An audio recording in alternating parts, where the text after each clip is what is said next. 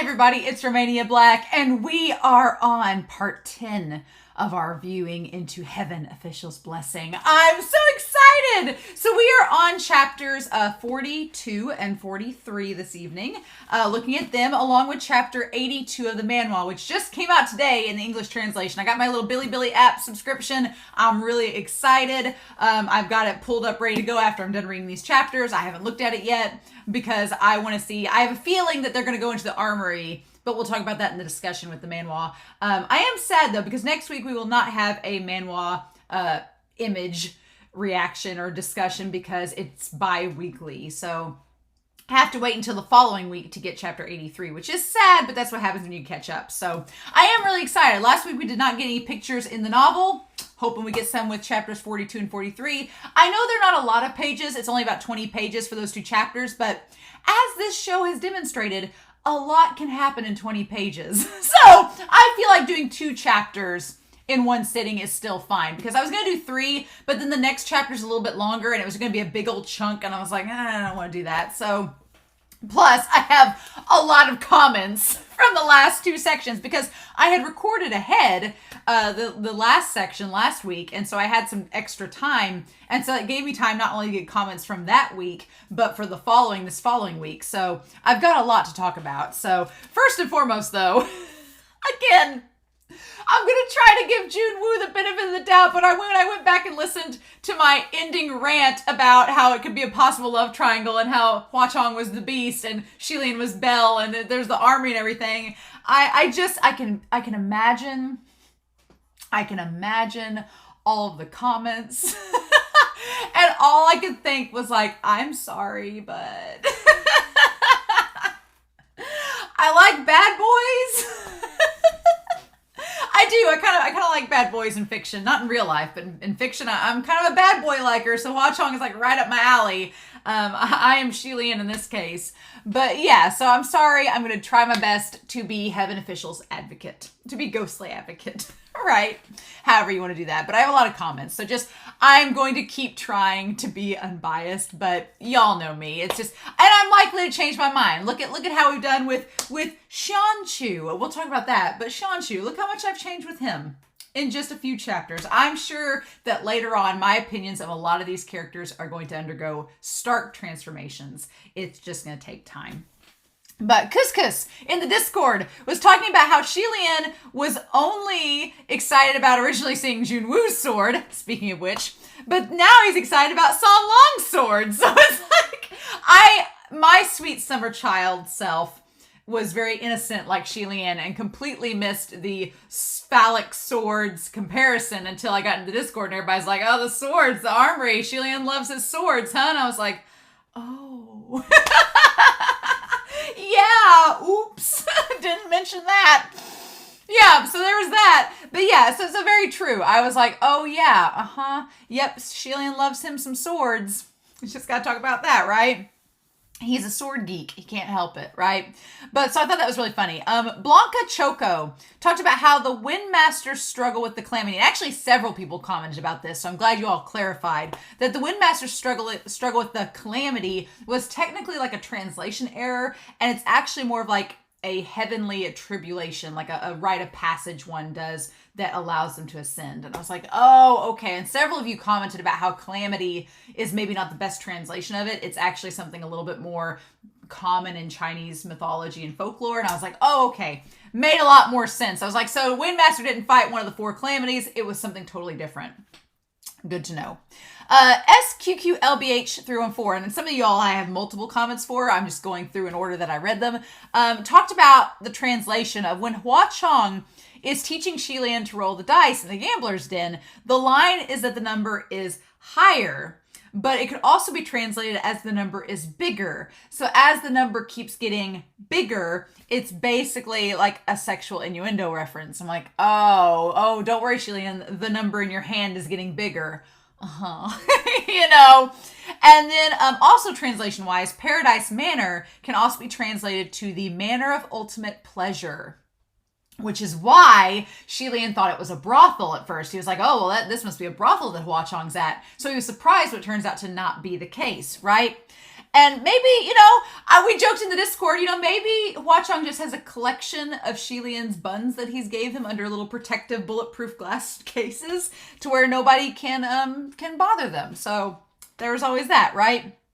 Sarah Linda talked about the lewd hand-holding in the Gambler's Den and the possible, the teaching. Also, again, I'm a sweet summer child. Right over the head. But Sarah Linda was like, that hand-holding, teaching him how to hold a jar properly, could also teach him how to hold other things properly and use them properly. Wink. And I was like, oh my God, talking about giving a hand job. So, poor Shelian, our sweet summer child, getting exposed to all such things.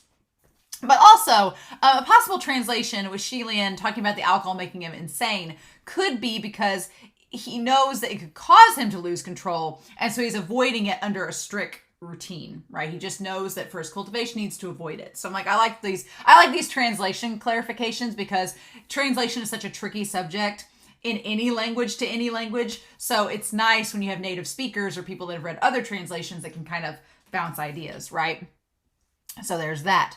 Hyung talks about how, I'm gonna go ahead and jump from this comment down to my one at the bottom here. But Hyung talks about how Yiming translates to bad fate or bad destiny. I was like, okay, I'm gonna go ahead and jump down here to Shikiling, if I can pronounce her name, I'm sorry. Shikiling, speaking of pronunciation, talked about a nice trick that if you get the Chinese name of characters, you can put it into Google Translate and translate how to say that name. You can just put it in Google Translate, and then when it translates to English, you can click the little button that says it out loud, and you'd be like, oh yeah. So I thought that was really cool, so that's what I did. And I found out the Windmaster, I've been calling them the Windmaster because I was like, oh, their name's so hard to pronounce. But she Changchen? Feeling okay about that? I've struggled with Lon. I called him Chain-Chu. In the last one, it's more Chan-Chu. Lon Chan-Chu. And I was like, okay, Chan-Chu. Can do it. And then I put Yiming into the translator, and I'll tell you all what it said. I put Yiming in there, and this is what it said.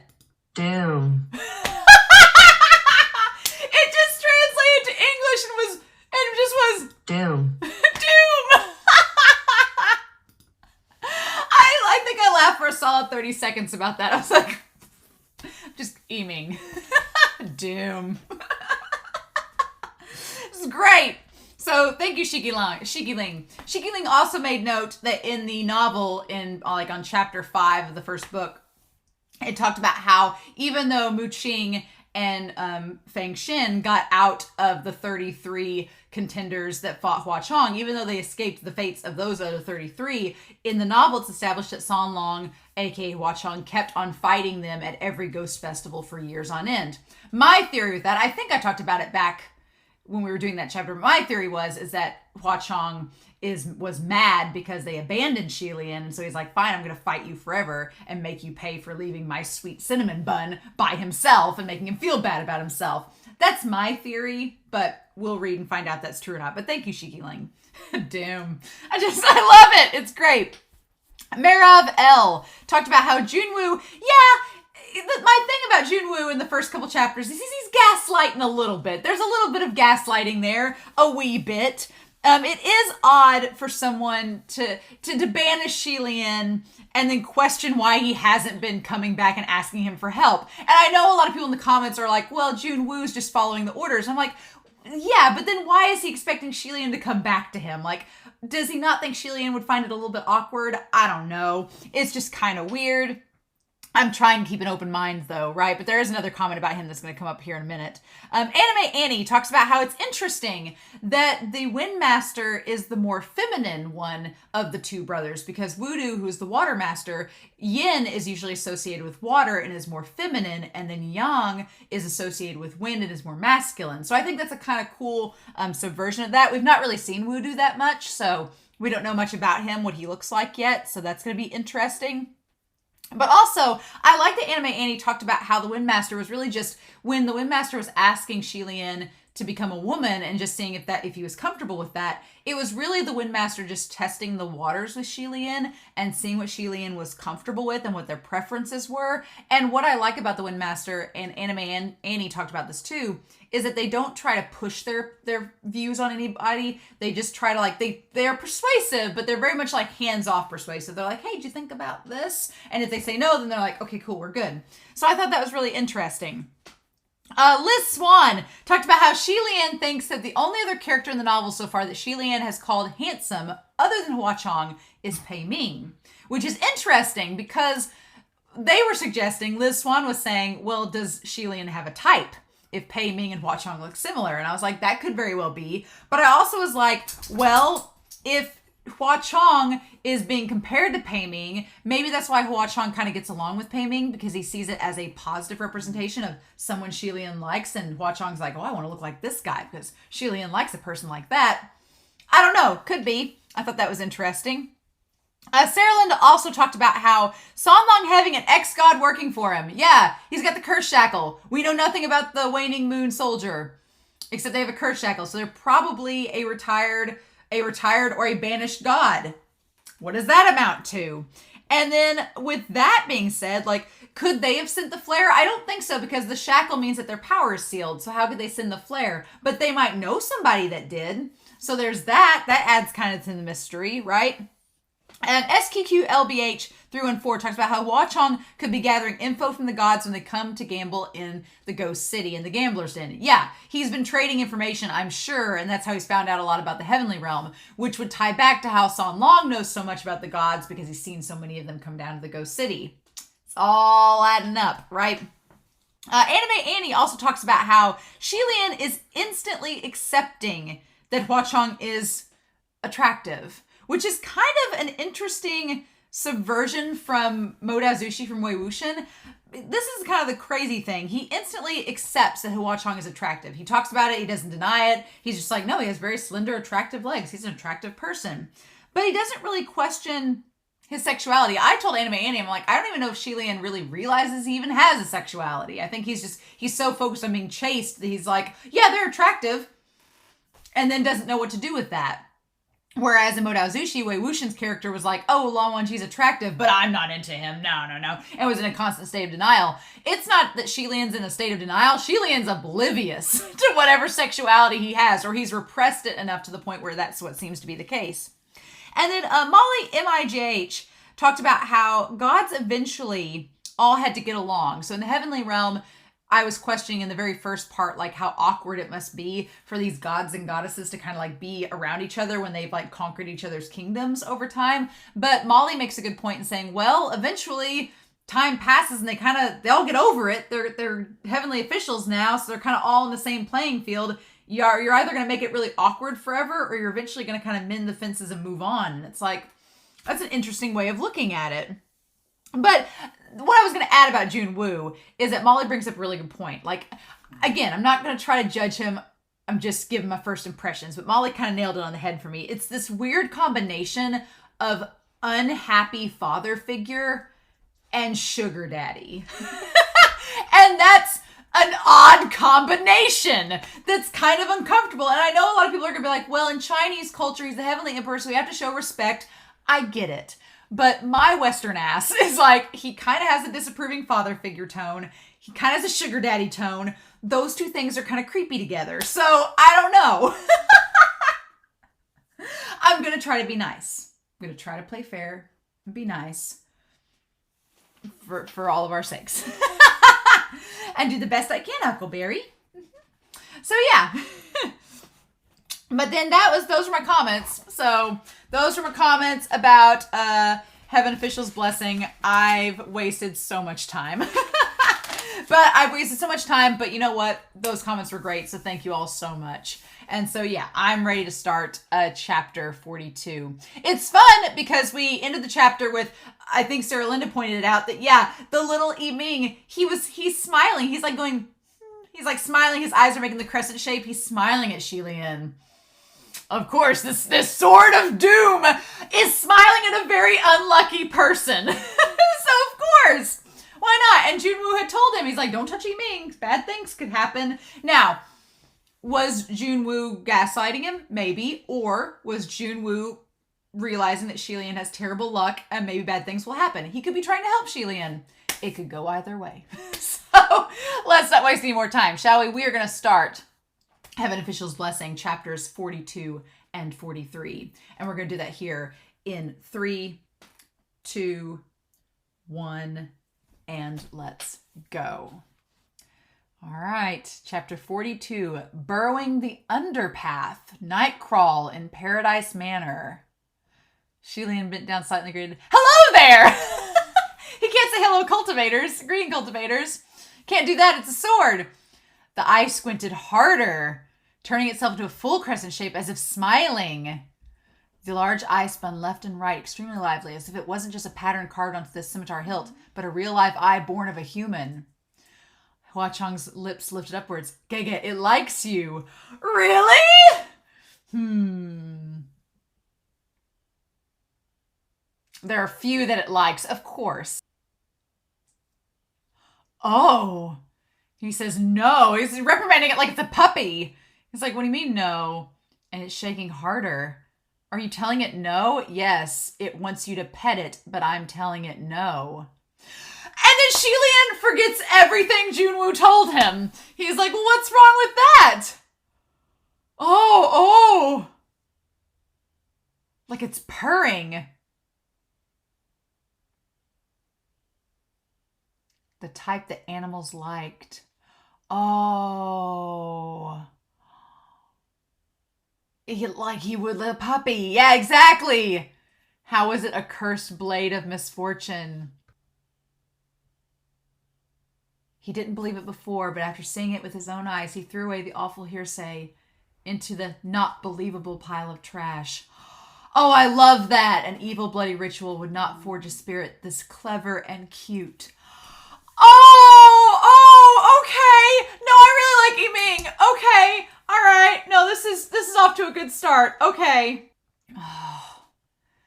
The two spent copious amounts of time discussing and critiquing various swords and blades in detail.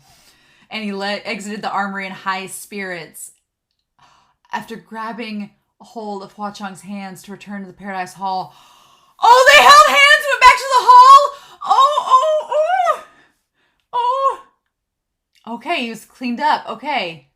His face was covered, but he looked new and refreshed. He was slender and delicate. He should have been a seedling with infinite possibilities. Oh, is Hua Cheng jealous of the Bandage Boy? So this is what the manhwa was getting at. So the manhwa was a little bit out of order. We're going to talk about his name. Ying. Okay, good. Okay, so the manhwa we talked about in the last part, the manhwa was a little bit out of order. So it was showing this feast and the naming of Long Ying before we even got to it here in the novel. Okay, that makes sense. Gotcha. Yeah, of course Hua Cheng prepares like a meal. It's like a feast enough for 10 people and there's just 3 there. Just jade plate after jade plate. Okay. Yep. Yeah, and he's tying him to a boy whose face was wrapped in bandages, dirty and unkempt, kneeling on the floor with a plate of offerings. His head bowed low as he stuffed his face in secret, which is Hua Cheng. So maybe Hua Cheng is jealous of the Bandage Boy because he sees himself in him. He's like, there's only one room for one Bandage Boy in Shelian's life. We'll talk about it in the discussion. But yeah, curious, these parallels. The woman who had offered the wine was the Windmaster. What? Oh shit, I didn't notice that in the manhwa. I didn't notice that in the manhwa. I didn't even notice. Oh my god, because Shelian didn't notice in the manhwa either. Oh my gosh. Oh, he's there. Oh my god, she's there. And Hua Cheng, of course. Hua Cheng doesn't pay any attention to the ladies because he's into Shelian, so of course he wouldn't notice. Oh my god, no! And so meanwhile, Hua Cheng is just trying to make conversation. He doesn't realize the Windmaster's there, or so we think, right? Asking him why he's cultivating and forbidding himself. And Shelian's like trying to get it together. It's always forbidden drinking and promiscuity. Alcohol can be overlooked once in a while, but abstinence from the latter is absolute. When he said the word abstinence, Hua Cheng cocked his right brow and displayed an unreasonable expression of either displeasure or annoyance. He continued, actually, it forbids hatred. If one is to maintain peace at heart, unmoved by win or losses, then avoidance isn't technically necessary. And Hua Cheng laughed, so Gege was able to have the pleasure of entering the gambler's den. Oh. Speaking of which, your gambling techniques are amazing to behold. It's just good luck. Okay, so let's get back to the manhwa. I can't believe it's a Windmaster. Oh my gosh, I completely missed that in the manhwa. I'm glad y'all didn't spoil that, because I was just like, oh, there's a scene in the manhwa. This lady gives him wine. Nobody said anything, so thank you. Hearing this, Shelian compared himself and felt rather woeful. He cleared his throat softly. Well, look at me. He waved his hand and didn't finish. Oh, because he's not lucky. I'm curious, is there a technique to rolling dice? If there wasn't, then Hua Cheng couldn't just call the numbers as he wanted to back in the gambling den. And that waning moon officer couldn't have easily tossed out 2 6s. Oh, okay. Naturally, there's a secret technique, but it's not something that's learned in a day. Okay. However, I can tell you of a faster way, and I promise you'd be able to succeed as he wills and win every round. He raised his hand. It was the same right hand with a red string tied on the 3rd finger. The red string was tied into a small bow on the back of his hand, bright and vivid. Give me your hand. Okay. But since he asked for it, he doesn't know what it's for, but since Hua Cheng asked for it, he gave it to him. We'll talk about that. He squeezed his hand and held it for a bit, smiling before he turned his hand over and tossed 2 dice in his palm. Try it now. He chanted mentally for 6s and rolled the dice. Rattling to a stop, the dice indeed revealed 2 red 6s. What trick is this? It's no trick. I just lent you some luck. So luck is like spiritual power and can be borrowed. Of course. Next time if Gege is going to make bets with anyone, come see me. I'll lend you as much luck as you want. I promise your opponent will suffer a loss so great he won't be able to return in 100 years. Oh, just like you won't find a man as sincere as me. Oh, Hua Cheng. Oh, I like the idea that they played many rounds and he confirmed the luck. And so Hua Cheng, he finally said he was tired and Hua Cheng got up immediately. Had someone take along Ying to settle and get him out of here before personally escorting Shelian to the guest chamber. Personally. Watching his silhouette disappear down the hall, Shelian closed the door, sat by the table, and used his hand to cover his forehead. The more thoughtful Hua Cheng was, the more guilty he felt. There's nothing to criticize about the way he treats me. Hopefully this business has nothing to do with him. Once the truth comes out, I'll explain everything and apologize. Okay, yeah, Shelian's like, I feel so bad going behind his back with this because he's being so nice. Part of me thinks that Hua Cheng knows what's going on, right? He's just letting Shelian say it himself. Oh. The person outside the door. It was Xing Sheng in female form. In her ghostly lady get-up. She rolled into the ground in a heap and transformed back into a man. I can't breathe. My God, I'm going to be choked to death by this thing. Oh. He saw a full-grown man in a wicked purple silk dress lying on the floor, madly ripping at his chest his weight to the bindings. Oh, because his man form is too big for the bindings. Oh, for the outfit. Okay. Change back into your cultivation robes. Am I dumb? Walking around in the dark in a conspicuous white robe, I'd be a target. But your current get-up, on some level, you're more of a target! Yeah! Oh no. Lord Windmaster, how'd you sneak in? Didn't we agree to meet 3 days hence? Weren't you gonna let me have my weekend with Hua Cheng? Why are you here so soon? What was I to do? All they said was your highness was sent to Paradise Manor, and isn't Paradise Manor the Ghost King's lair? Even the name of the place sounded bad. Ooh, okay. I watched from afar and decided it was an obscene and wanton place, so I was worried about you and snuck in using all my power. What an unlucky journey this has been. Either I get dragged by facials by women and girls, or I had to swallow my honor and dress like this. I have never, ever made sacrifices this huge. Aren't you rather enjoying yourself? Oh no, yeah, where is Tai Hua? If you left him outside waiting, what if he starts something?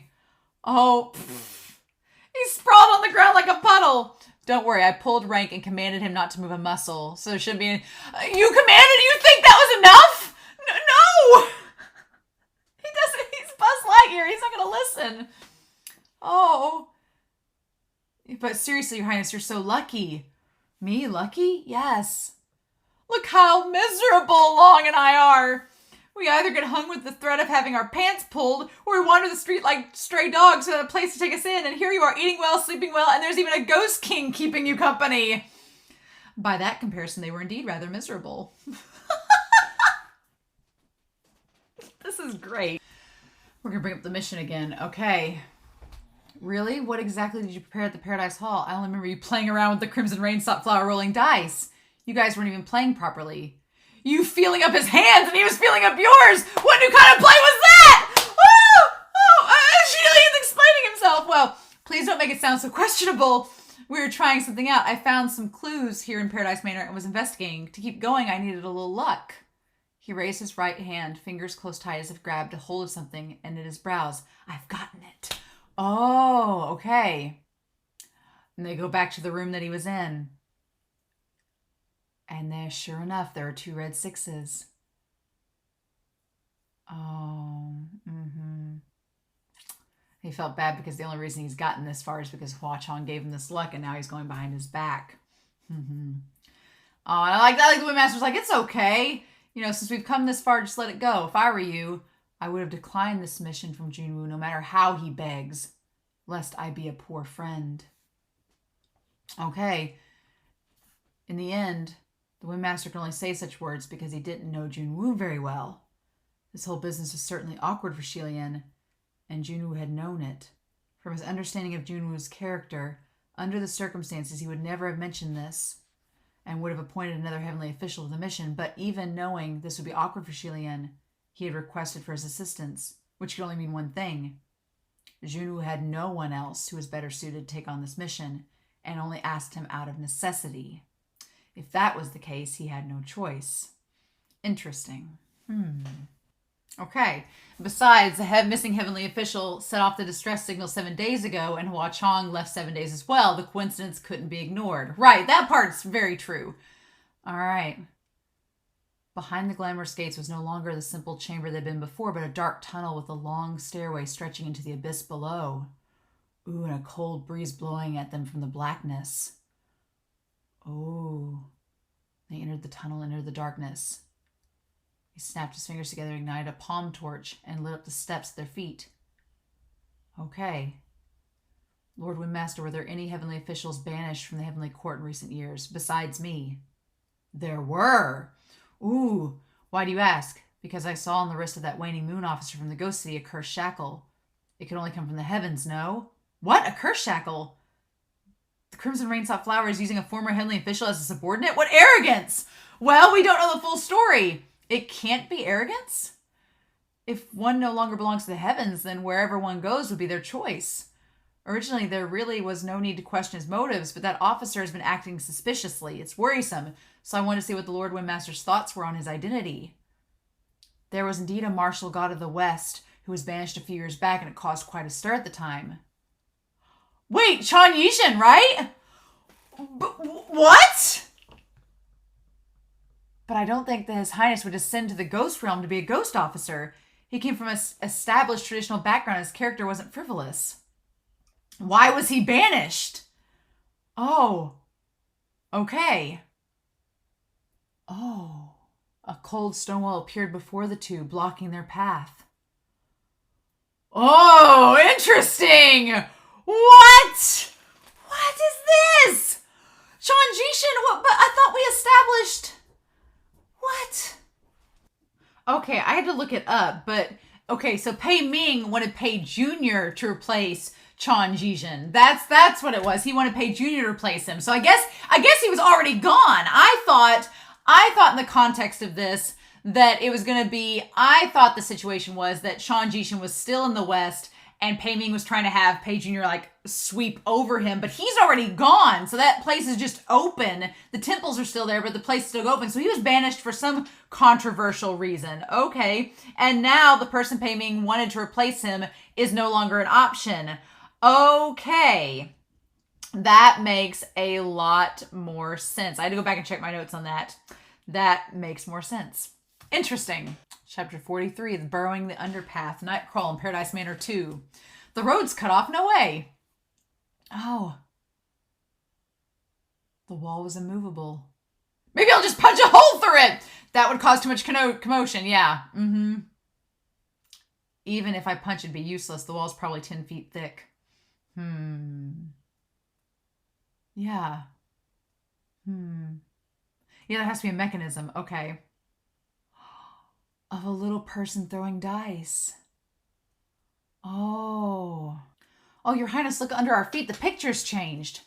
Sure enough, the image on the square brick beneath their feet had been a little person throwing a dice, but as they watched, the color slowly faded and filled in once more, transforming into a different scene, looking like a long, fat, and thick, black, creepy crawler. What is this? An earthworm? A leech?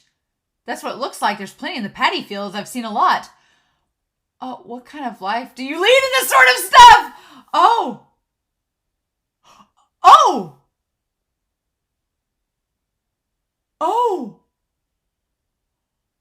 His words were finished and his entire person disappeared. Shelian himself disappeared too. Turns out just the words, what in the world, were uttered. They both felt hollow beneath their feet, and at the same time, the next moment, they started free-falling into another tunnel. Oh! The stone wall wasn't a door at all. It was, in all seriousness, a wall. The square brick beneath their feet was the real door. Oh! The door suddenly opened and closed instantly. They free fell only for a moment before landing heavily onto the ground. Okay, interesting. It's very Labyrinth vibes, right? Oh. Did we get thrown here because we threw the wrong number? Very possible. We have no chance of turning back. Let's think of a way to escape first. A loud, bizarre roaring came echoing. I wondered if it was like, if the image of on the mud of this like creepy crawly thing is going to be like a giant worm. The noise crashed in, the entire tunnel shook, and small blots of mud pitter-pattered down from the quaking. They sped off in the opposite direction of the noise, yet that loud sound and the huge quake shook the tunnel violently, and its speed was much faster than theirs, cutting in close by the second. The two of them moved with much difficulty, one step shallow, one step deep, crawling and twisting in the tunnel, crawling through the twisting tunnel without end in sight, not even a ray of light. The direction they were running towards also reverberated the same noise and quaking. Oh my gosh, something is chasing them. Oh no! Both front and back were blocked. The two had to stop. Along with the crashing noise is a sound of heavy and gigantic body pushing through the mud whammed past, and two humongous earthworms wiggled in, appearing before Shelian and the Windmaster. Yeah, that was what was on the block, was the worm. Ah! Swollen and large, their bodies were a bruising purple, and their skin lightly translucent. Ugh. Oh my god. If those weren't worms, then what were they? It threw them into the monster's nest. Yeah, because they probably rolled the dice wrong. Oh no! The Windmaster had tucked his Windmaster fan from who knows where! Where's that fan been this whole time? I like the Ezreal ready to go too. It's impossible to start any gusts, and only blows would only recoil, making it hard to make use of that spiritual device. Shelian recalled that worms are afraid of light and heat. Oh, good! Intensify the palm torch. Look at Shelian being smart and clever in this moment. Good on you, lad. Okay. Flames his right palm. Yep, sure enough, the earthworms felt the heat and shrunk back. Oh. Okay, good. And prayed for an exit. But the tunnel was narrow. It wasn't only the worms feeling the heat from the flames. Yeah, they're sweating profusely. Okay, like they're baking in an oven. Oh, because there's no room. Oh. Oh, although they were evading them, they weren't as jittery. Oh. The air will no longer pass, the fire will die, and we're going to faint. Oh. Okay, the distance shortening array. Oh. Just then, he felt beneath his step a small plate that didn't seem to be moist or spongy, but more like a stone tile. He crouched down to check. It was another stone door. Oh! There was another drawing of a little person tossing a dice. Okay. Oh, I was just about to toss the dice when he thought, what if I roll out worse outcomes and open a more horrifying place? And he tells him to do it. Oh no. Oh no, he should have done it. He had all the luck. Hua Cheng gave him the luck. No, but it didn't work. The palm torch was smaller and smaller by another inch. Oh. It dissolved into another picture. It was of a forest, and a number of weirdly dressed little people were dancing in circles around one another. Oh. Ew, ew, ew. Oh. Are you okay? I don't know if I'm okay. I've never fallen like this before. Your Highness, there's way too much thrill working with you. Oh. They fell in the hole of a tree. Oh. Thank you for all your hard work. You're welcome. As you see a forest in the deep mountains, there are spiritual devices that have the same function as the distance shortening array. Different numbers tossed will take us to different places. I wonder if we tossed any right numbers. The Windmaster, using the distance shortening array just once requires an immense amount of spiritual energy to create these stone doors to prevent others from snooping around. That Crimson Rainsop Flower is indeed powerful and no stranger to mind games. Although his expression was solemn with bare arms and such an unkempt disposition, he didn't look serious at all, rather hilarious. Shelian held back his laugh with great difficulty. He thought about the way Hua Cheng would lift his lips and shook his head. Rather than mind games, it's more that he's mischievous. Interesting. Okay. Oh! A number of red-skinned naked people suddenly poured out from nearby bushes and surrounded them. They started jumping and howling as they did. What? What is this now? Shelian, don't panic, don't panic. Let's take a look first. What? They weren't savages. He steadied himself to take a look at those savages. They weren't truly naked, but were wearing animal skins and leaves, looking like they were ready to drink blood. They had long branch spears and sharp stone axes in hand, and when they smiled at the two, their teeth were jaggedly sharp like saws. The two ran without saying a word. My brother used to always tell me that deep in the southern mountains are many savage cannibals that live off of human flesh. He told me not to ever come to such a place on my own. Is that what these are? Oh no! Shelian was practiced in the art of escape, so his entire demeanor and manner were much more serene than the Windmaster's. He replied calmly, "That's very possible. Let's find a door first. Let's see if there are any more stone doors nearby." The savages ran after them, screaming and howling tirelessly. Originally, Shelian and the Windmaster could only escape and not fight back because there were heavenly laws that dictated that should gods ever descend to the mortal realm, they should not use their powers to oppress. This law was to prevent heavenly officials from bullying mortals and creating disasters born of power abuse. But the cannibals unceasingly threw sharp rocks and branches at them, and one such branch scraped Shi Qingshang's cheek. This was absolutely unacceptable. Shi Qingshang felt his face, and there was the slightest of a bloody red scratch, and he saw red. He roared and came to a sudden stop. Turning around, he said, "You ignorant hillbilly savages! Not only did you cower in fear before me, the Lord Windmaster, you dare in my face! Unbelievable!" Oh no!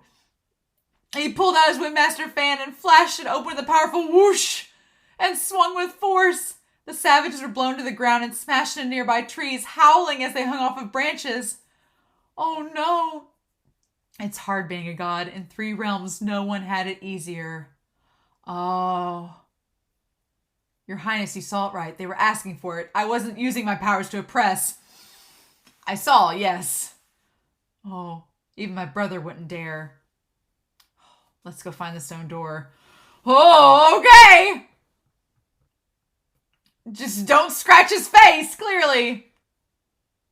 But he's still dressed in that bedraggled purple silk dress. Oh my god. An unforgettable sight. Oh, I didn't realize he hadn't changed yet. Oh my god. Wow. Thinking back when they first met at the Banyu Pass, the Lord Windmaster was such a scintillating figure. So much that Shelian had thought him a powerful being with immeasurable depth.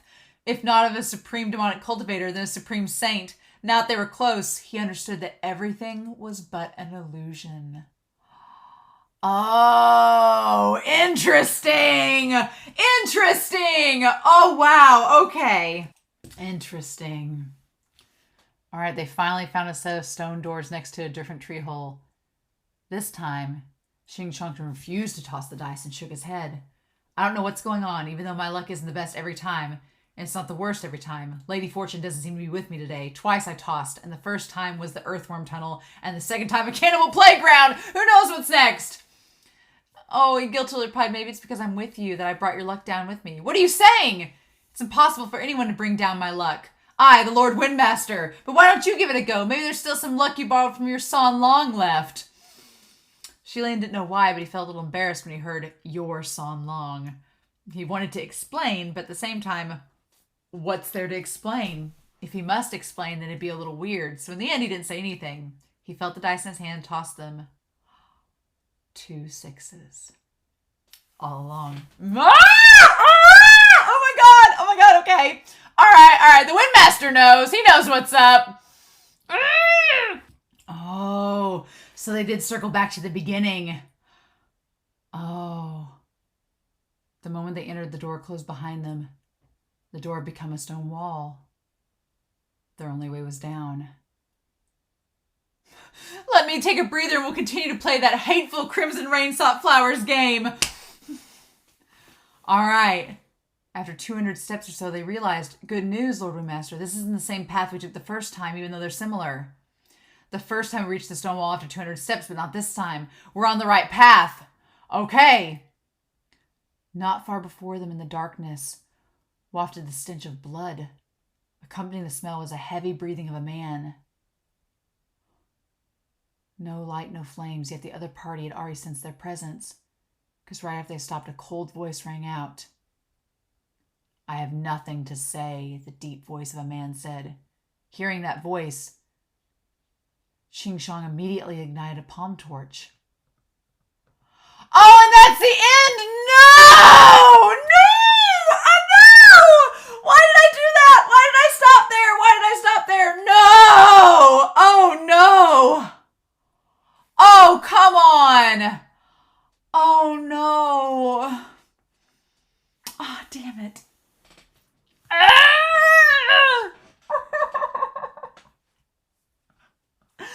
No! Now I'm gonna wait to see who it is. Oh, no! Damn it. Okay. Curses. Curses, cliffhanger! No! I mean, I've got a lot of notes, so... I've got quite a bit of notes, so we're good there, but... Oh my gosh! Oh, that's of course... We're gonna talk about this, but... Alright, let me go look at that Manhua chapter, and I will be right back. So a lot happened in very short amount of pages. I was like, I'm glad I only read 2 chapters, because like there was a lot that happened in these 2 chapters. I was like, what in the world? Like it's like a whole episode, right? I would make note. I did go read the Manhua chapter. It's adorable. Yiming is adorable. I love it. I like Yiming a lot. Doom, as the translation says. But I want to make note. There's clearly a little bit of censorship in the Manhua, because the Manhua will show you, and I'll show you pictures of the Manhua. It shows Yiming on a table, and Shelian comes in, he's like, oh, Yiming's there, oh my gosh, and like pets Yiming, right? In the novel, and in the one picture we get for this story, Yiming is being held, is being secured at San Long, aka Hua Cheng's waist. And as you can see here in this photo, there is old Shelian petting old Yiming, who is there. And yeah, Hua Cheng looks a little bit scandalous about this, because yeah, is that a reference? I'm like, Shelian, are you petting Yiming that's hanging from San Long's waist that might be confused for another phallic symbol? Perhaps. I didn't think about it that way when reading the novel. And then I looked at that picture and was like, oh my gosh. MXTX. I'm as clueless as Shelian about all of it clearly. And I'm like, oh my god. So a lot happens in these chapters. Quite a bit. We are still not anywhere in this volume. I just want to make note. I've replaced the bookmark where these chapters end. That's where we are. That's how much we've gotten through. We still have all of this to go. I was like, there's a lot of story. A lot of story in this. MXTX, you mad woman. How? But there's a lot of things that happen in this. I took a lot of notes, but we talk about appearances. these chapters here, a big theme in these chapters were appearances are deceiving, right? Appearances are deceiving. So we're gonna put Yiming here. We're gonna put Yiming, and then or Doom, as Google Translate goes, and then I want to put San Long. San Long. I'm gonna put San Long because the Windmaster refers to him as San Long, which is quite curious. We're gonna put the Windmaster right there. All right. I will put Junwoo up here because Junwoo is referenced, right? And then I'm going to put Shelian over here. Shelian is arguably, I don't want to say the most genuine of all the characters, but is seemingly oddly self-aware, but at the same time can be so oblivious, like with the sexual innuendos, right?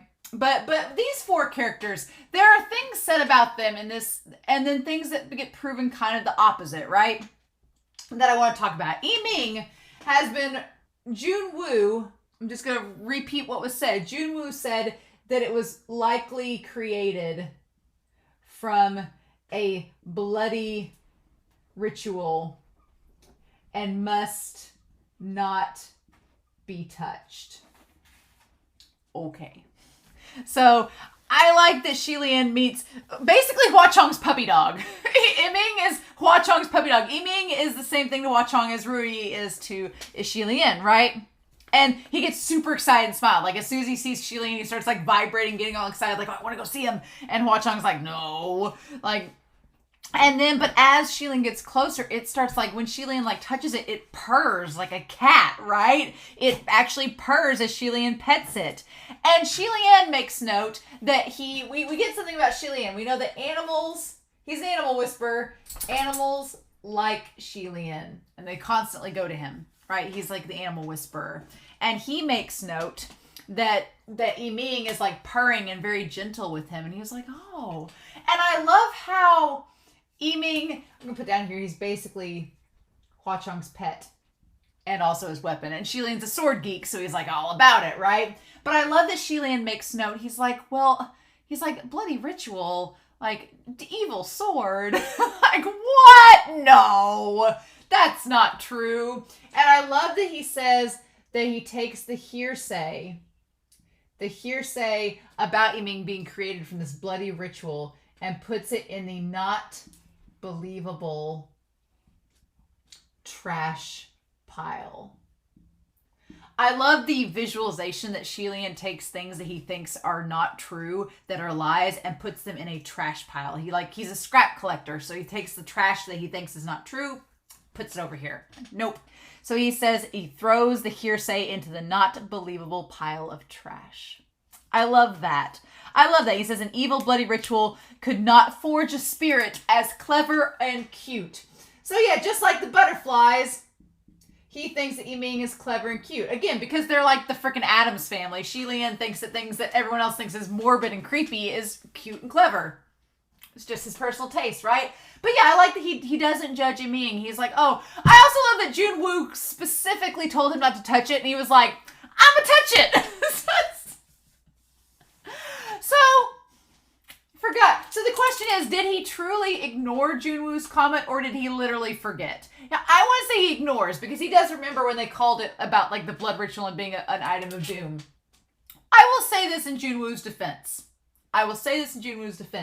Maybe Junwoo knows that Shelian is naive at times.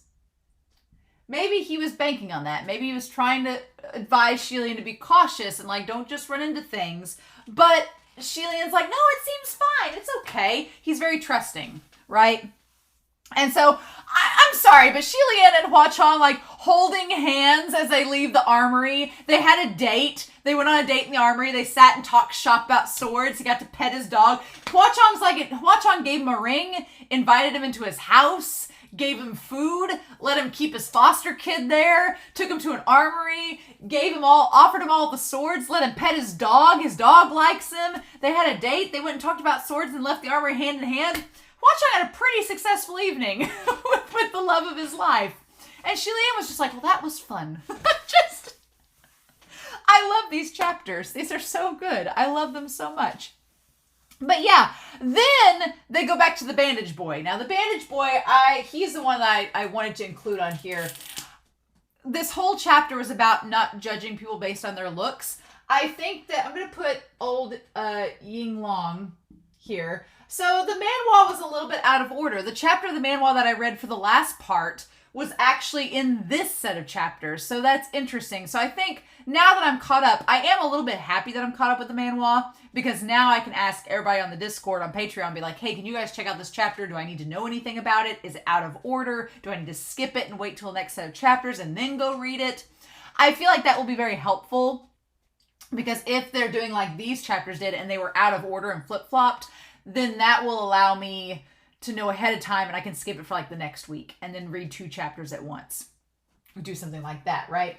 But yeah, Ying Lang, he basically is offered, he's offered to join Shelian. Now, Shelian's reasoning for this is very simple. He's like, this poor kid has probably been on his own, alone all this time. He doesn't have anybody to guide him. He doesn't have anybody to save him or help him. He can't even talk properly. So Shelian's offering this kid a chance to follow him and learn from him out of the kindness of his heart. San Lang is quite jealous. Of Ying Lang. He was like looking coldly at him like, why are you with my gege?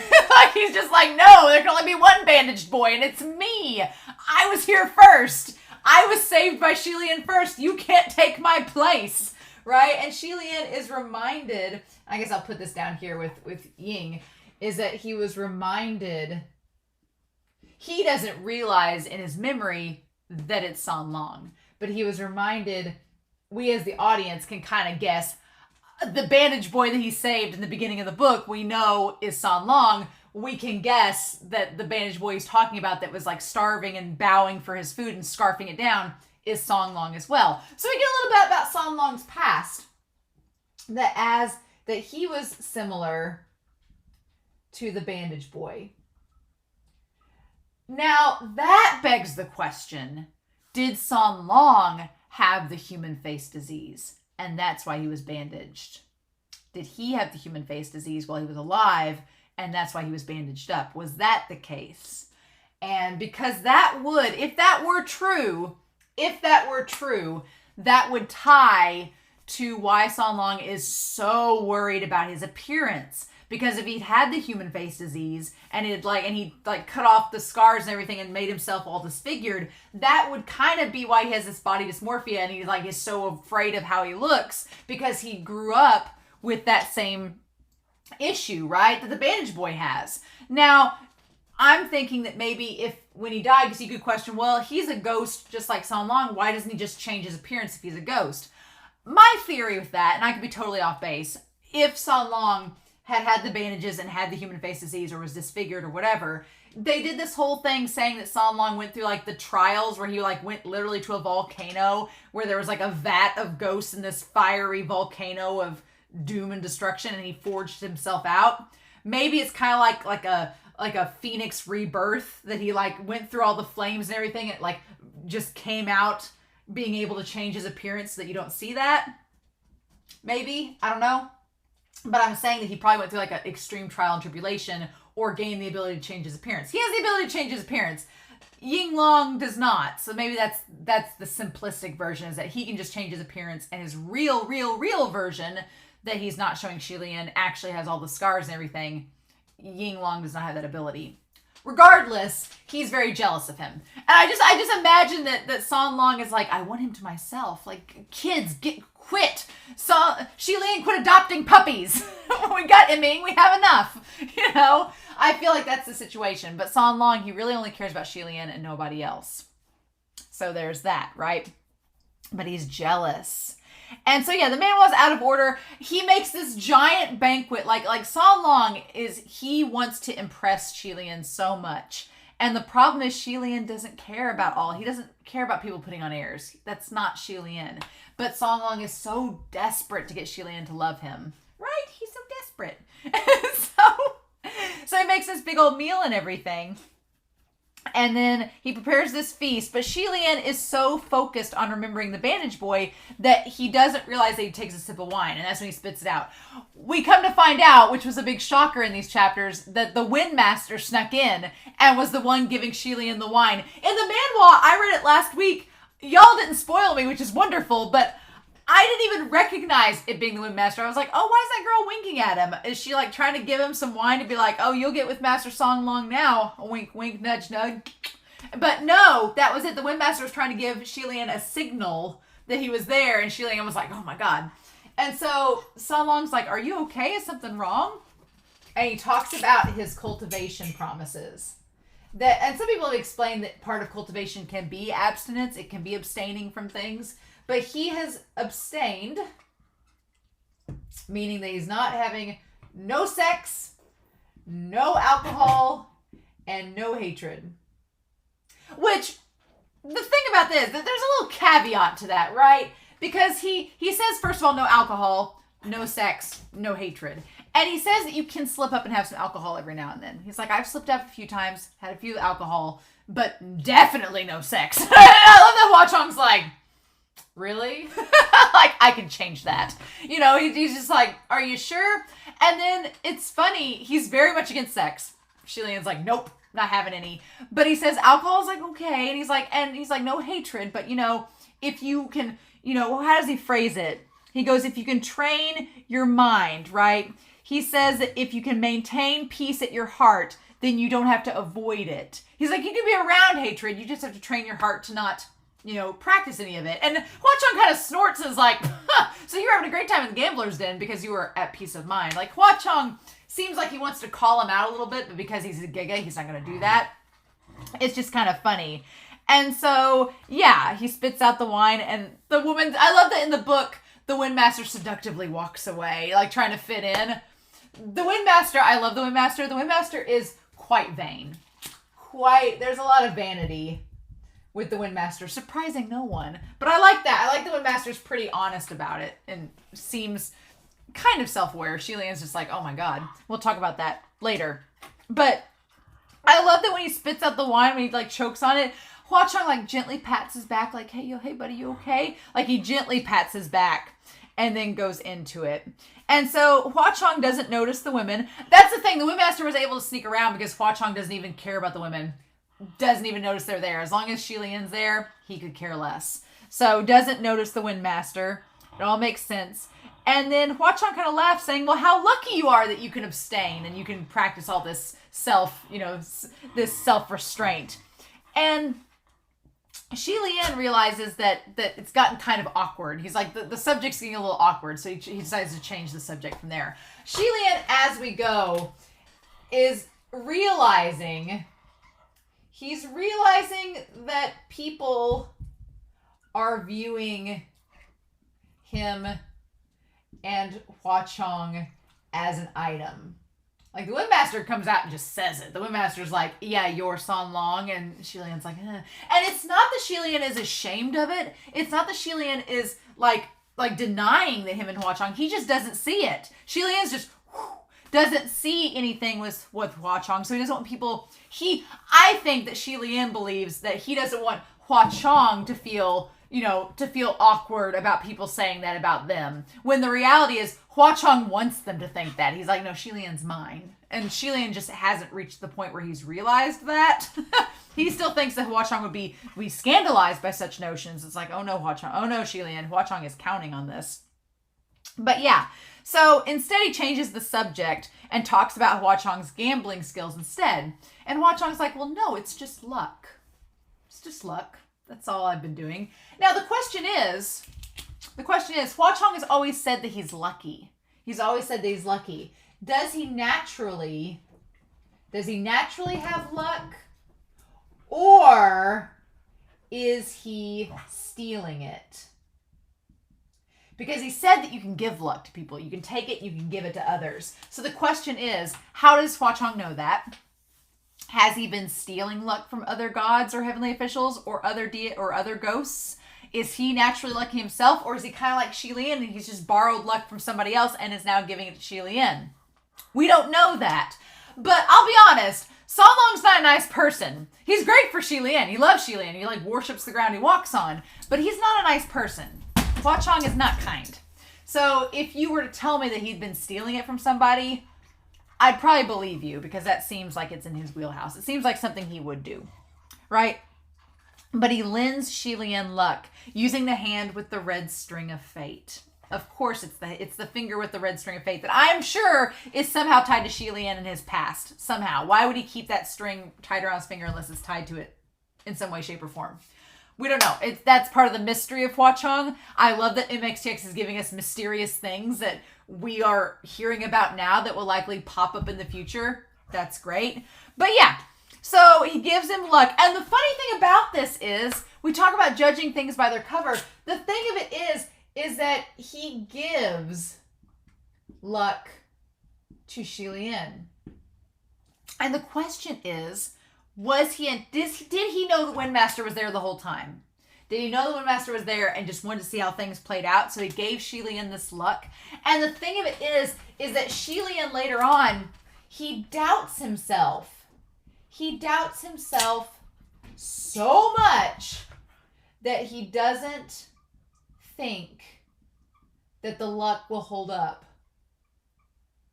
He doesn't think the luck that Long gave him will last. And so he doesn't want to believe in himself. Huckleberry. And Shelian's like, or Long's like, I'll give you all the luck that you want. Like, it's when Long said, I will be the most sincere person in the world to you. He wasn't lying. And I don't think he was lying about giving him all the luck, because I think it starts to affect the Windmaster. He's giving him so much luck, right? Maybe he's taking the luck from the Windmaster. We don't know. But I think if Shelian had just trusted in Long from the beginning and rolled the dice the first time when they were first entering the tunnel, if he had just done it again like he did at the statue, they would have avoided the earthworm, they would have avoided the cannibals, but he didn't believe in himself. And that's why they ended up going through all these trials and tribulations in these chapters. If he had just trusted Long and the luck that he gave him, they would have been just fine. But he doubted himself. And I feel like what Long is trying to do is to give Shelian some self-confidence. He's like, I'm going to give you luck. Like believe in yourself. I believe in you, so you believe in you, right? It's that whole thing about like these deities believing in themselves. The thing of it is, though, is that how they are perceived is how they become. So the people have viewed Shelian as a god of misfortune. They have viewed him as a god of misfortune. So that's what he's become. And Long is trying to reverse that. He's like, you've been believed to be this god of misfortune. He's like, we need to change that. Here's some luck. Start believing in yourself, and maybe you won't be viewed as this. And so I feel like Long is trying to change the way that people perceive him. And Shelian's just not there yet. He still doubts himself so much. And he feels guilty, right? Because Hua Cheng is like, I'll give you all the luck that you want, enough to keep someone away for 100 years. I'm like, okay, that's probably going to tie into something. And then he personally escorts. I like that Hua Cheng is like, get out of here. Originally, we were talking in the comments, we're like, Hua Cheng is, I don't remember who shared it. It might have been Anime Annie. Somebody was sharing this, that MXTX has said in an interview that Wei Wuxian and Lan Wangji are like the only parental figures in all of her works that are legit parents. Long and Shelian would be a good parent, but Hua Cheng is like, no. Hua Cheng like leaves Banyu out in the cold, kicks this kid to his bedroom. He's like, your dad and I have things to do. Get out. And then personally escorts Shelian to his bedroom and leaves him alone, right? And leaves him there. And Shelian feels guilty. He feels guilty because he feels guilty about not being truthful with Long entirely. He's like, I'm being given this luck and this nice stay, and he feels guilty for not telling Hua Cheng the mission. He just hasn't gotten around to it. And he doesn't get a chance to do that because then the Windmaster shows up. The Windmaster comes in. I love the idea that the Windmaster is like in this scantily clad outfit and then immediately changes into a man, still in the scantily clad outfit. And the Windmaster's like, I can't change into my cultivation robes. It'll be too obvious. And Shelian's like, how is this not any more obvious? Like you're in these horribly ill-fitting robes trying to pass off being a man. Which is curious. I wonder why he didn't stay a woman. I guess that would seem more obvious, but I thought his woman form was stronger. We'll never know. But the Windmaster, he kind of calls Shelian out, right? He calls Shelian out being like, you've been sitting there. He's like, we've been having a horrible time. Like, the Windmaster talks about how now Long was told to stay put. Sure, Jan. Sure, I'm sure Chonchu is going to just stay put. Buzz Lightyear's not going to have a remote sense of justice to him. He's going to sit there until y'all get back in a day. No, he's going to go do something. I wouldn't be surprised if he like ran back to the heavenly realm and was like, the scandal! I wouldn't be surprised. I would not be surprised if he went back to go get reinforcements to come and help Shelian and Windmaster out and make this a big ordeal, because of course it'll become a big ordeal. It's MXTX. I wouldn't be surprised if he left. I wouldn't be surprised. Windmaster said he pulled rank and file, but I'm like, did you really? Did you really? But the Windmaster, he calls Shelian out being like, we've been having a horrible time. I've been stuck having to like peruse around in this like harlot's outfit. Long's had to sit there and do nothing. And you've been sitting here feeling up hands on your San Long. And Shelian's like, well, we weren't feeling up hands. We were just learning how to pass on luck. And it's not what you think it is. Yeah. He's like, everything is questionable. And Shelian's like, no, I just needed some luck and I've got some now, so we're fine. Shelian's like, it's not what you think. Which, to be fair, it's not. It's just San Long would like it to be what everyone thinks it is, but Shelian is definitely not there yet. So they managed to go to the statue, and you could tell Shelian feels bad. He's like, I feel really bad for just sneaking around Hua Cheng. And then Windmaster brings up, like, it's fine. We've come this far. We can't turn back now, which is a fair sentiment. But the Windmaster brings up being like, well, if it had been me, I would not have taken this mission from Junwoo. I would have avoided it at all costs, no matter how much he begged. I wouldn't have done it. So Windmaster thinks that Junwoo was wrong to ask Shelian to do this. Windmaster's like, it's low blow that he asked you to do it. But Shelian comments saying that they believe that Junwoo had no choice. Shelian is quite forgiving of people and looks on the glass as half full angle of it, right?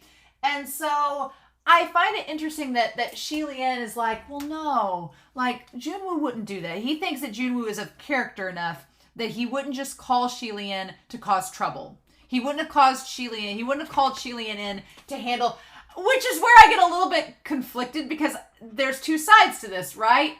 There's what the Windmasters are suggesting, and what Shelian believes is the actual answer with Junwoo. The Windmaster is suggesting that Junwoo had Shelian go after San Long because they were connected, and he's using Shelian because he knows he can get to San Long. I think that's the case. I'm kind of in agreement with Windmaster. Shelian's like, no. It's like, Junwoo had no choice. There was no one else he could turn to. He just trusted me with this. He knows that it was awkward, but he wouldn't put me in a position like this because it was awkward. He must be doing it because he had no choice. Maybe it's a middle ground. I'm going to give Junwoo the benefit of the doubt. Maybe he had no other cultivators he could turn to other than Shelian, this cursed, shackled deity that has no actual power, and sent them to the ghostly realm to face the ghost king. I'm sure, that no other choice. Had no other choice. But maybe playing devil's advocate for Junwoo, maybe he knows Shelian's character and knows Shelian is a very like stoic, noble character and will go into the situation with the best of intentions and with an open eye and has faith in Shelian and send him after San Long because of that reason. Maybe. We'll give him the benefit of the doubt. We'll say that's the case. But it is interesting that Shelian believes that Junwoo is of reputable, I'll put that, reputable character. He's someone that is reliable. He wouldn't do something out of turn. He's respectable, right? So it's interesting that we have in this chapter so far, we have Yiming that Junwoo has says really bad, but Shelian's like, no, he's not really bad. He gets a bad rap, but he's really cute and clever. Then we have Junwoo, who the Windmaster's kind of like, well, isn't he kind of just using you to get to San Long because he knows you guys are connected? And Shelian's like, no, we can't judge him like that. It's possible he's just doing this because he has no other choice. We should give him the benefit of the doubt. Shelian's all about giving people the benefit of the doubt in this chapter. It's just very interesting, right? It's giving us a lot of different perspectives to look at something through. And so then, yeah, so San Long, we talk about how San Long's leaving is coincidental with the flare being sent out. So it can't be helped. It can't be helped that San Long is who's being targeted. Because I think the Windmaster is trying to suggest, or we, the audience, can come to the conclusion that Junwoo is targeting San Long because he's the Ghost King. But again, Shelian's like, no, that's not, he's not targeting him because he's the Ghost King. It's just, it's too much of a coincidence that we saw the flare the same day that San Long left. So of course, logically, you would come to that conclusion that he would be suspicious. So that's why we're investigating. We're not outright condemning him. We're not condemning San Long right now. We're just investigating to see what the truth behind the situation is. Like, Shelian has a very glass half full approach to all of this, right? And so Shelian's like, it can't be helped. So then Shelian talks about the curse shackle individual. Sean Jishin, we get his name brought up in this. And I was like, wait a minute, what? He brings up that someone is working for San Long that has the cursed shackle. Now, the Windmaster makes a lot of assumptions in this chapter, which we'll talk about towards the end of it. But the Windmaster is like, what? Why? The Windmaster's like, why would a shackled god work for San Long? And he kind of calls San Long out on it and says, why would San Long do something so brazen as to try to ensnare a heavenly official to work for him? And Shelian says, now wait, we can't judge that because it could be, he says that the heavenly official could be working of their own choice. Shelian's like, we cannot assume that San Long has enslaved this former god that was shackled, because the Windmaster is suggesting that San Long is taking advantage of the Waning Moon officer, that he's using them and they can't fight back because they have the cursed shackle.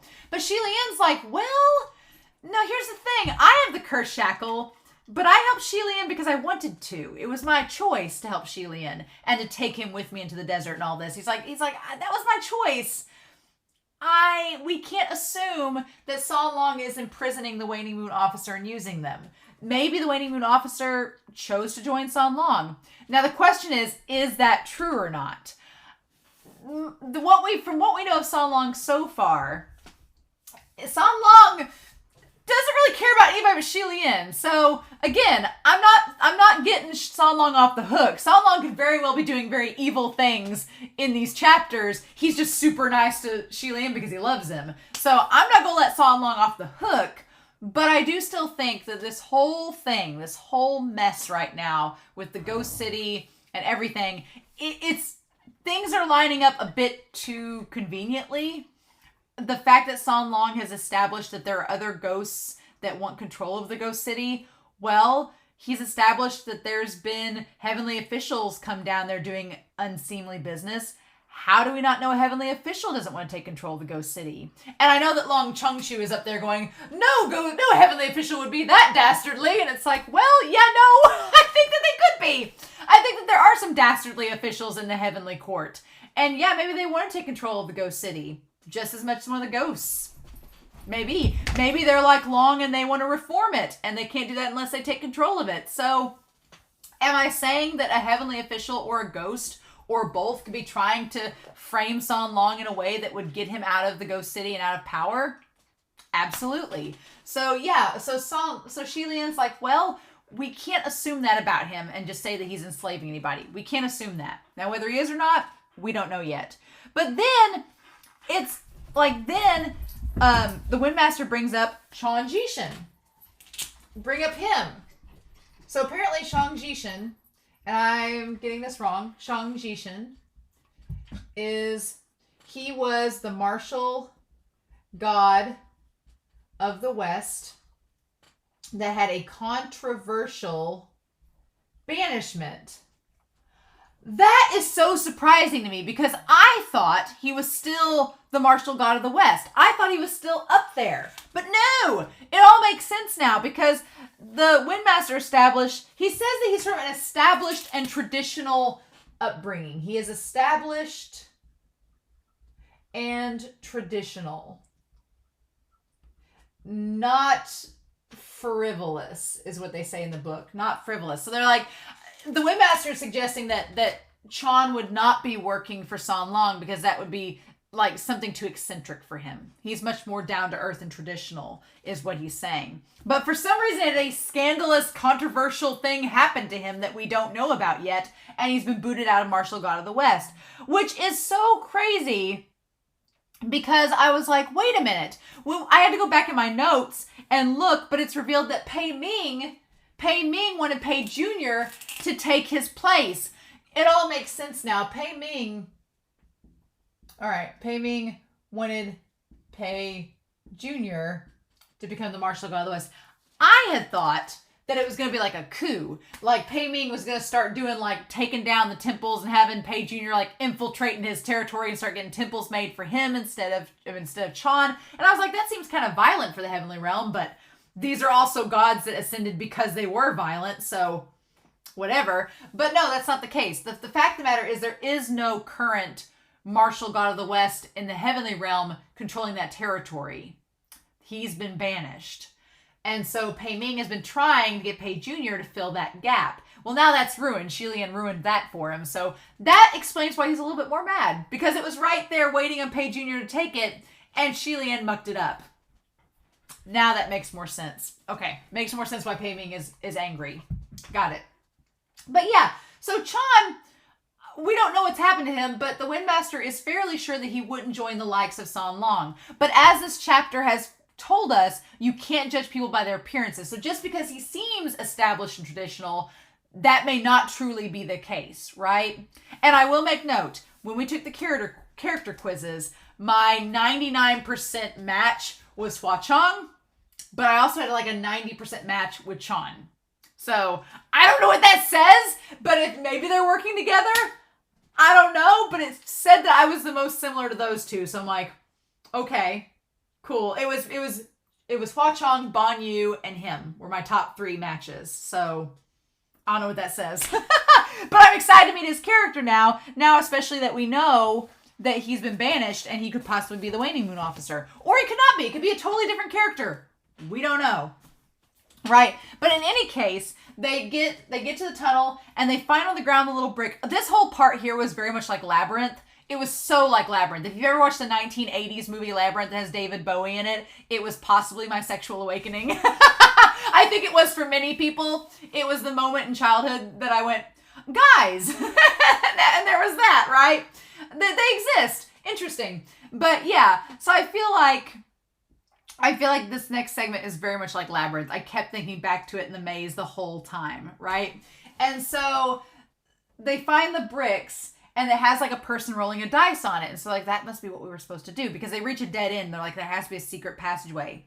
The thing about it is, if Shelian had trusted San Long and just rolled the dice and trusted San Long's faith in him, it would have worked out perfectly. But he doubts himself and he doesn't think he has enough luck and he gives it to Windmaster. And the Windmaster we've established is like 50-50, which he says his luck's gone down and Shelian thinks he might have taken some of his luck. It's a 50-50 chance, so it could just be that it just worked out that it didn't work. But the Windmaster, he rolled like a 2 and a 4, didn't he, the first time? Or a 2 and a 5, one of the two. I think it was a 2 and a 5. And the 2 and the 5 took them to the earthworms, which had a very Beetlejuice vibe to it, the earthworms. And they're in this muddy tunnel, just trying to squeeze through it. And the funniest thing about it is that as they're crawling through this cramped mud tunnel, it's established that Shelian is fine. Shelian's like, I'm used to crawling through. I'm a scrap collector. I'm used to going through these tight situations and crawling in the mud and stuff, which is sad. But at this point, we're like, of course you are, Shelian. Of course you're used to that. But he's fine. The Windmaster's not. And what makes it hilarious is that the Windmaster is still stuck in this like purple dress trying to squeeze through the mud and is like, why did I still have this on? And is struggling, right? He's cramped. And then Shelian starts to get a bad feeling, and we have the two earthworms. And I like that they try to defend themselves. Like, he gets Ryu out.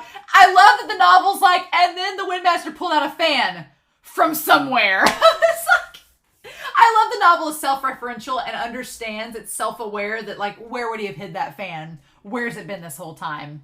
Not important. You can make your assumptions. But they realize that they can't fight in this tight space. There's a chance their attacks are going to ricochet and hurt themselves.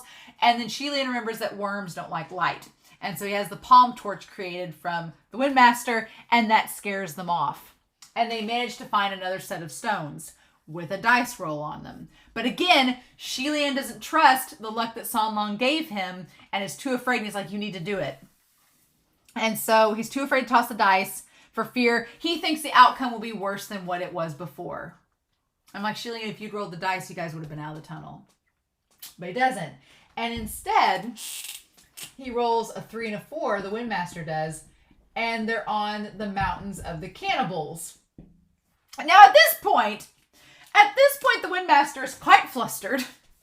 And the Windmaster is like, I like the Windmaster's like, I don't know about this whole thrill of going along adventures with you, Shelian. This whole misfortune is just, it's too much for me. And Shelian kind of laughs about it. He's like, oh, you're just not used to being on these detective whirlwinds. But the Windmaster talks about how they first go into the forest and they start to see the people coming out. And Shelian, again, not judging people. I like that Shelian's like, let's not judge them. Let's just see what they have to say. And then we see that they're cannibals. And I love that it goes from like Shelian saying, don't panic, to the two ran away without a word. Like they were like, nope. And then instantly try to book it, right? I love it. But the Windmaster is he's getting very frustrated. And the Windmaster, these entire chapters, the Windmaster has judged people maybe the wrong way. Because at first the Windmaster is blaming Junwoo for setting Shelian up to like frame San Long in some way. And Shelian's like, no, Junwoo had a reason. And then the Windmaster was like, well, why would a shackled person work for the Ghost King? And Shelian's like, well, it could be his own choice. And then the third time he says that San Long is used to these mind games and is doing something very cruel. And Shelian says not cruel, but mischievous. You would say that about him. He gives him the excuse of being mischievous, which it's kind of funny. It's like San Long is like, oh, you're going to snoop around in my castle? Okay, here's something that happens if you don't do things right. It's like he's punishing them, but it's not really a punishment. It's just, now the cannibals are a little bit of a punishment because that's a bit much. The earthworms are kind of fun, but yeah, it's just him being mischievous. That's San Long.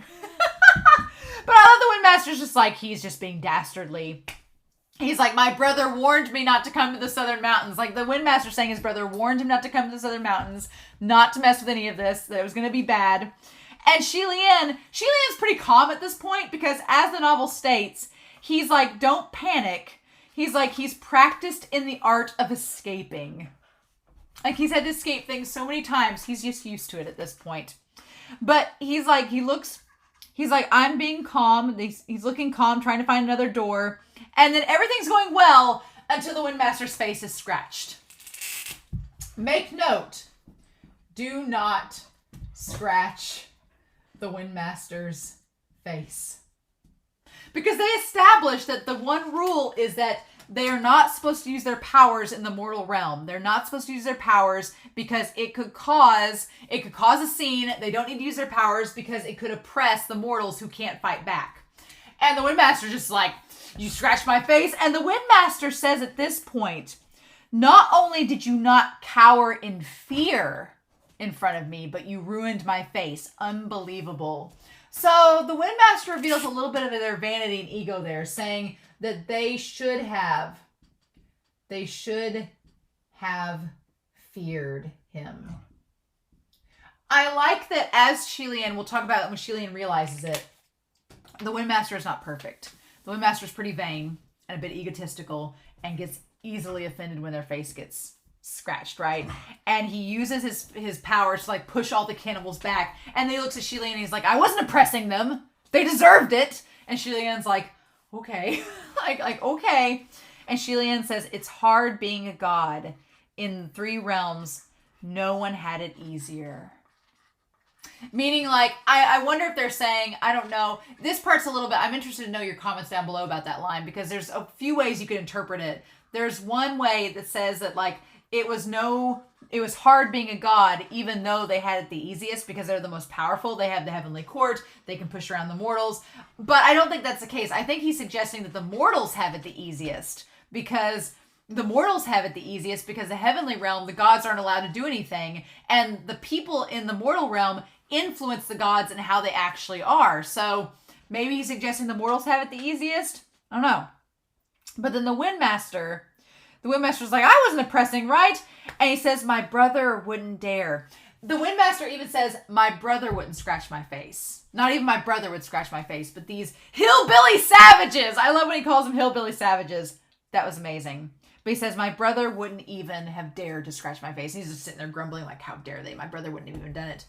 And Shelian, again, this chapter is about how people are not as they appear and not as they seem. Shelian notes with the Windmaster that the Windmaster had seemed, when they first met, like this supreme saint or demonic cultivator. And this moment here, I absolutely love how MXTX writes this moment, because she shows Shelian looking at the Windmaster, and the Windmaster's like fixing their hair and like arranging their dress, and they're covered in mud and their dress is torn and they look disheveled and they're grumbling and they're mad. And Shelian thinks back, being like, when I first met you, I thought you were literally like a supreme being, but it was all an illusion. You're just no different than anybody else. You're a heavenly official, but you can be just as vain, just as frazzled, and just as human as anybody else. And this whole thing of godliness is all an illusion, which I think is a pretty on the nose and important message at this point, because I think the whole thing with San Long is all an illusion as well. I think San Long puts on all these fronts to try to impress Shelian, but deep down he's very insecure and has all these flaws just like anybody else, but he's trying to appear to be this omnipotent supreme being to impress Shelian. Shelian's like, it's fine, you can be human, it's okay, even though he's a ghost. But I love that. I love that whole situation with the Windmaster and subverting what we originally thought of the Windmaster when we first met them to now when we see just how flawed and human they are, right? Despite being a heavenly official. So they find another set of doors, and the Windmaster's like, I'm not rolling. Nope. Not going to do it anymore. We've had these awful experiences. I'm not doing it any longer. You do it. And instead, he has Shelian roll the dice, and Shelian does it. And we see the doors actually open up, which is great, right? Let's see. Do I have anything else on here? Yeah. So we have Shelian rolling the dice, and it's 2 6s, and they happen to go back into the tunnel. And it's like, that's what would have happened all along. And the Windmaster says, like, oh, well, that makes sense. You got that luck from your San Long. And Shelian's kind of like, at that point, Shelian's like, kind of feels awkward about that, because it's like, oh, your San Long suggests that we're together. And he's like, I don't think we're together like that. But Shelian's like, he tries to think of an excuse, and he's like, I can't think of anything. It's like, no, we really were together. So, okay. Like, Shelian just kind of goes with it, which is kind of a curious subversion of the Modao Zushi thing, because in Modao Zushi, Wei Wuxian like would make excuse after excuse of being like, oh, I don't really love Lan Wangji. No, it's not like that. I'm not into guys. No. And then as the story goes on, it's like, no, you are. And he slowly comes to terms with that. But here, Shelian isn't like that. Shelian's not the type of character that makes excuses. He's very honest and genuine. And so when the Windmaster's like, oh, well, you got your luck from your San Long that you're flirting with, Shelian's like, am I flirting? Oh, God, I am. He like comes to this realization. He's like, oh, yep. He's like, I can't offer to change. So he just decides to change the subject. He's like, oh, look, everything's fine.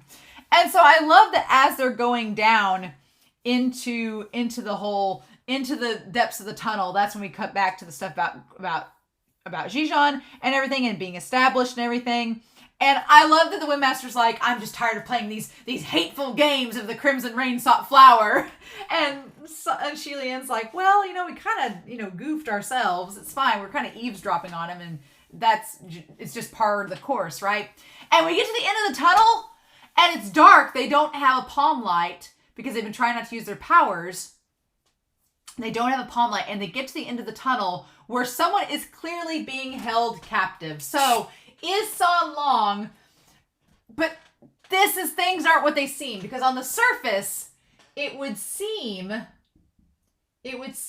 as if San Long is holding someone captive. But is that the case? I'm wondering, because back when Shelian first saw somebody use the statue to go into the secret passage, it was the Waning Moon officer.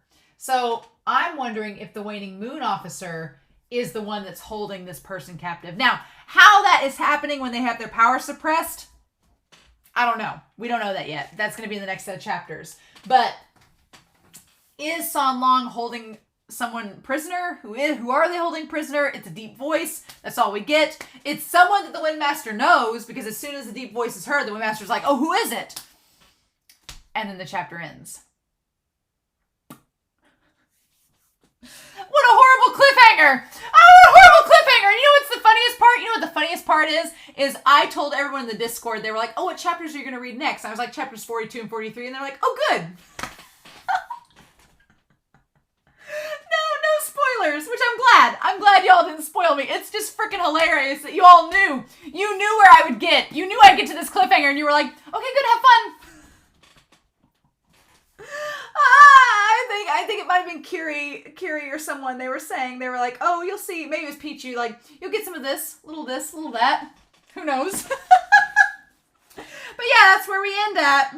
A deep voice of a man. I have nothing to say. And that's where the chapter ends.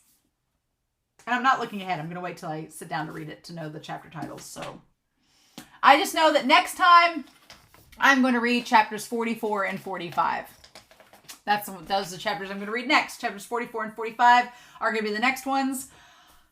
I'm really excited. I've got a cliffhanger. I'm probably going to a few days early. I may end up reading ahead if I can. I may end up reading ahead. I may ask Discord if I can go ahead and read ahead and see what's in those chapters, because I don't know if I can wait. I'm going to have to wait on the manhwa anyway, so we'll see. But oh my gosh, these chapters, when they get animated, they'll be so much fun.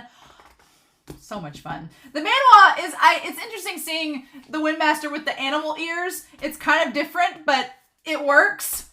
It works, but man, people are not as they seem. So yeah, you know what? Shelian is giving Junwoo the benefit of the doubt. And so far, Shelian has been pretty much right about their assumptions of characters in this story so far, whereas the Windmaster was doubting all of them. So you know what? If Shelian gives Junwoo the benefit of the doubt, I will do my best to do so as well. But I'm very curious to see. My question is by this standard, every character in this chapter has been set up to be different than what they appear. Junwoo, the Windmaster, San Long, Yiming, possibly Chan Jishin. So the question is Ying Lang different than what he appears? Now, that could be that Ying Lang seems like a scary little kid, but is actually really sweet and wholesome. That could be the subversion. Or it could be that he's actually like the devious mastermind behind all of this. I doubt that. I think it's the former. But I find it interesting that these two chapters set up the idea that MXTX is posturing that these characters are not what they seem to be. And I feel like that's going to be something that will get played with as we go throughout the story. So, but in any case, I'm really excited to know your thoughts down below. Please no spoilers. Please no spoilers what is to come. I'm so excited to see what's going to happen. And I'm so lucky that y'all haven't spoiled me yet. So thank you. But in the meantime, I hope y'all have a wonderful week. Please stay safe, take care, and yeah, I'll be back very soon with more Heaven Officials Blessing. Bye.